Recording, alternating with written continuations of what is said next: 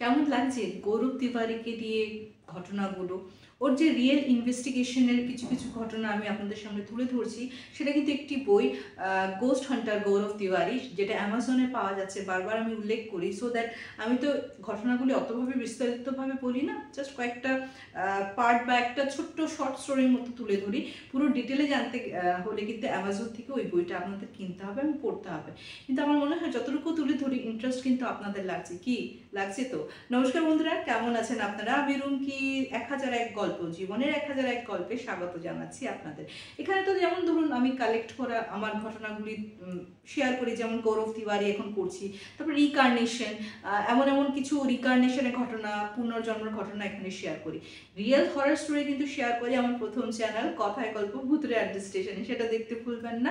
আপনারাও আপনাদের ঘটনা পাঠাতে পারেন, ভৌতিক হলে কথায় গল্পে পাঠাবেন, আর যদি আপনাদের সামাজিক বা আপনাদের কোনো জীবন যুদ্ধ বা আপনি কিভাবে আপনার লাইফস্টাইলটা লিড করছেন, আপনার যদি মনে হয় আপনার এই দিনচর্যাটা কারোর শুনে যদি হেল্প হতে পারে, সেই যদি নিজের জীবনটাকে এগিয়ে নিয়ে যেতে পারে, ওইরকম ঘটনাও কিন্তু আপনারা শেয়ার করতে পারেন। আমাদের হোয়াটসঅ্যাপ নম্বর হলো 8011006040। আচ্ছা, আজকে যে ঘটনাটা আসছি, যে ঘটনাটা আমি গৌরব তিওয়ারি স্যারের বুক থেকে নিয়েছি, সেটা হলো দম্পতিটার নাম নীলাঞ্জন এবং বেরোনা। ওরা কিন্তু কলকাতার বাসিন্দা ছিল এবং নীলাঞ্জনের তোমার জবটা ট্রান্সফার হয় ব্যাঙ্গালোরে। তো ব্যাঙ্গালোরে যখন ওরা ট্রান্সফার হয়, ডেফিনেটলি ওখানে তো ঘর দেখতে হবে। তো ওরা না ব্যাঙ্গালোরে এমন একটা জায়গায় ঘর দেখলো, ঘরটা দেখি না ওদের মনে হচ্ছে খুব পুরনো ঘরটা, ঠিক আছে। যে আর কি মাকান মালিক, সে মানে ঘরে তো ডেফিনেটলি তো তারিফই করবে এমন।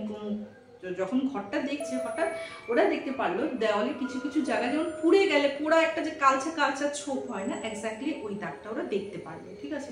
মাকান মালিককে জিজ্ঞেস করলো যে কি হয়েছে, এরকম কেন, এইসব পোড়া দাগ কেন? বলছে ও কিছু না, ওই আগে স্টুডেন্ট পড়াশোনা করতো, ওই মানে ওই স্মোক ঠোক করতো, তো একদিন মানে লেগে গেছিল, যদিও অত বেশি কোনো কিছু ক্ষয়ক্ষতি হয়নি, এরকম ভাবে বলছে। ঠিক আছে, তো ওরা যেহেতু ঘরটা পছন্দ হয়েছে, দেখো প্রত্যেকটা ঘরে ম্যারিড ডিমেরিটস আছে, ডিমেরিটসগুলিকে ওরা ইগনোর করে ঠিক আছে চলো এই ঘরটাই নেব। আচ্ছা, নীলাঞ্জন এবং বেরোনার কিন্তু একটা ডগ ছিল যার নাম ছিল লয়েড, এবং লয়েড কিন্তু বেরোনার প্রচন্ড ফেভারিট একটা প্যাট ছিল। প্যাট বলা ভুল, নিজের ফ্যামিলি মেম্বারই মনে করতাম, ওরকম ভাবে আদর করতো। তো ওরা শিফট হয়ে চলে আসলো এই বাড়িতে। একদিন কি হয়েছে, ওদের তো মানে কাচের জানলা ছিল, হঠাৎ না কাচের জানলার মধ্যে, মানে তখন কিন্তু নীলাঞ্জন অফিসে ছিল, বাড়িতে বেরোনা এবং লয়েড ছিল। কাচের জানলায় যেমন কেউ ঠক ঠক ঠক ঠক ঠক ঠক করে আওয়াজ করছে, হ্যাঁ, যেমন এজ ইফ দরজা খুলো দরজা খুলো। তো ওরা না গেছে, গিয়ে দেখছে যে আওয়াজ তো হচ্ছে কিন্তু কাচের জানলার ওপাশে কিন্তু কেউ নেই।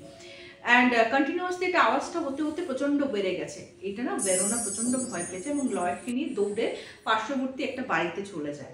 এবং কিছুক্ষণ পর যখন নীলাঞ্জন ফিরে আসে, তখন ও কিন্তু ওর বাড়িতে রিটার্ন আসার পর নীলাঞ্জনকে এমন একটা জিনিস বললো যে জানো, আমাদের ঠিক বাড়ির পাশে একটা বড় কবরস্থান আছে, কই আমাদের মাকান মালিক তো সেই কবরস্থানের কথা একবারও আমাদেরকে জানায়নি।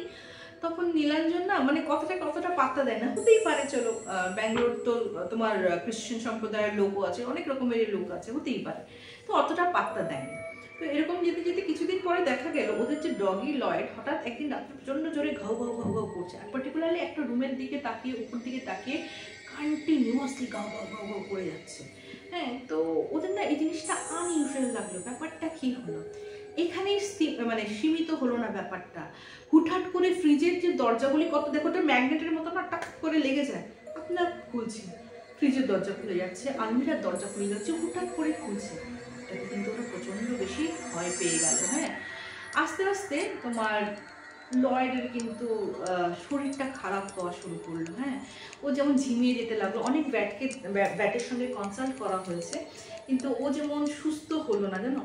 এবং এরকম হতে হতে ক্রমাগত লয়েড কিন্তু এক্সপায়ার করে গেল। আমি বললামই বেরোনার খুব ফেভারিট ছিল, ও নিজের ফ্যামিলি মেম্বার বলে মনে করতো, ও কিন্তু ভেঙে গেছিল জানো। আর ওর জন্য যেহেতু লয়েডের স্মৃতি এই ঘরে আনাচে কানাচে, ওর না বাড়িটা ছাড়তে চাইছিল, কিন্তু কিছুতেই বাড়িটা ছাড়তে পারছিল না। একদিন কি হয়েছে, বেরোনা রান্নাঘরে রান্না করছিল, তখন হঠাৎ না টিং টিং টিং একটা আওয়াজ পাচ্ছে, একটা ঘন্টির। হঠাৎ ও ভেবেছে কি হয়তো ও ভুল শুনছে। হ্যাঁ, কিন্তু কিছুক্ষণ চুপচাপ করে দাঁড়িয়ে যখন বললো যে না পুরো স্পষ্ট শুনছি, ও দরজা খুলে জাস্ট লয়েডের নামটা ধরে ডাকলো, সঙ্গে সঙ্গে কিন্তু ঘন্টির আওয়াজটা চুপ হয়ে গেল। এই ঘন্টিটার আওয়াজটা সেই ঘন্টির আওয়াজ ছিল, লয়েডের গলায় কিন্তু একটা ঘন্টি ছিল, ওই ঘন্টির আওয়াজ যখন লয়েড এখানে ওখানে চলতো, এই ঘন্টির আওয়াজ কিন্তু ওরা শুনতে পেত। তো বোঝাই গেল এই ইনসিডেন্টের পর নীলাঞ্জন নাকি আইপিএস এর সঙ্গে কন্ট্যাক্ট করলো এবং গৌরবকে বললো যে ওদের বাড়িতে এসে ইনভেস্টিগেশন করতে। যখন গৌরব ওদের বাড়িতে ইনভেস্টিগেশন করতে আসলো, তো সকালেই এসেছিল, ও দেখে মানে যেটা বললো যেহেতু কবরস্থান একদম কাছে, তো হতে পারে কোনো ইন্টেলিজেন্ট কোনো স্পিরিট এই ঘরে আপ ডাউন করছিল, এবং লয়েড যেহেতু ওকে সেন্স করে নিয়েছিল, ওর জন্য ঘাও ঘাও ঘাও ঘাও করতো। তো বলছে এখানে ক্লিনজিং করতে হবে। তো ওর ক্লিনজিংয়ের প্রসিডিওর শুরু করলো, ঠিক আছে। প্রসিডিওর শুরু করতে করতে যখন দুপুর 12টার নাগাদ হঠাৎ ওই সেম ওই জানলার দরজা কাছে জোরে দুম দুম দুম দুম দুম দুম বাড়ি করতে লাগলো। মানে এটা এত কন্টিনিউয়াসলি এত জোরে জোরে বাড়ি মানে বাজতে লাগলো না। কিছুক্ষণ পর গৌরব এবং ওর যে সহকর্মী এবং নীলাঞ্জন স্পষ্ট লয়েডের গলায় গাও গাও গাও গাও গাও অ্যাজ ইফ ও কার উপর পুরো ঝাপটে পড়েছে এবং ওকে পুরো নাস্তানাবুদ করছে। এবং ইএমএফ মিটারটা যেটা পুরো হাই ছিল আস্তে আস্তে ওটা কমে কিন্তু নর্মাল হয়ে গেল। তখন গৌরব বললো যে তোমরা অ্যাকচুয়ালি থাকলে এই বাড়িতে থাকতেই পারো, কারণ লয়েড ও কিন্তু মরে গিয়েও তোমাদের প্রোটেকশন করে চলছে, সবসময় ওর আত্মা কিন্তু তোমাদেরকে প্রোটেক্ট করে চলেছে। তো তখন গৌরব বললো এই বাড়িতে নিশ্চয়ই কোনো ইতিহাস আছে, মাকান মালিককে তুমি জানাব করো। তো মাকান মালিককে যখন জিজ্ঞেস করা হলো তখন গিয়ে ও ডিসক্লোজ করলো অ্যাকচুয়ালি এই বাড়িতে একটা ছেলে থাকতো যে উটির থেকে ব্যাঙ্গালোরে পড়তে এসেছিল। সে ড্রাগ অ্যাডিক্টেড ছিল এবং ড্রাগের নেশায় একদিন নাকি আগুন জ্বালিয়ে, সে তো আগুন জ্বলিয়ে ঘরটাকে শেষ করলো, নিজেও কিন্তু পুড়ে মারা গেছে, এবং তারপর থেকেই নাকি এরকম হন্টেড অ্যাক্টিভিটি হতো।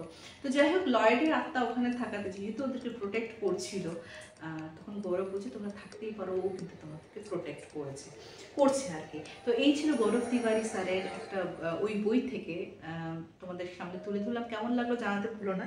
ইনফ্যাক্ট এটা তো জীবনের 1001 গল্পের ঘটনাটা শেয়ার করলাম।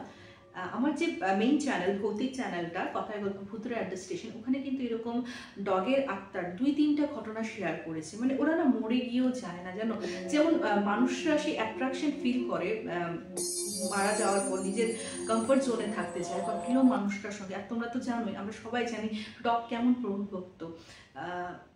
আমার যতদূর মনে আছে, একজনের কথা তো মনে আছে, আমাদের দিল্লির থেকে একজন ভিউয়ার আছে, সাবস্ক্রাইবার আছে, উনি পাঠান। তো উনার ডগের ঘটনা আমাকে পাঠিয়েছিলেন, উনি কিন্তু সেন্স করতে পেরেছিলেন। শতাব্দী পাঠিয়েছিলেন। তো এরকম আরেকজন বৈশালী পাঠিয়েছে, এরকম কিন্তু 4-5টা ঘটনা শেয়ার করেছি। তো এখানেও বোঝা যাচ্ছে কিন্তু তাদের আত্মাও কিন্তু মৃত্যুর পরেও প্রোটেক্ট করে চলে। তো কেমন লাগলো এই ঘটনাটা জানাতে বলো না। সাবস্ক্রাইব করে না থাকলে সাবস্ক্রাইব করে নাও, সকলের সঙ্গে শেয়ার করো। আজকে এপিসোডটা আমি এখানে শেষ করছি, খুব তাড়াতাড়ি দেখা হবে। Till then bye bye, see you soon, নমস্কার।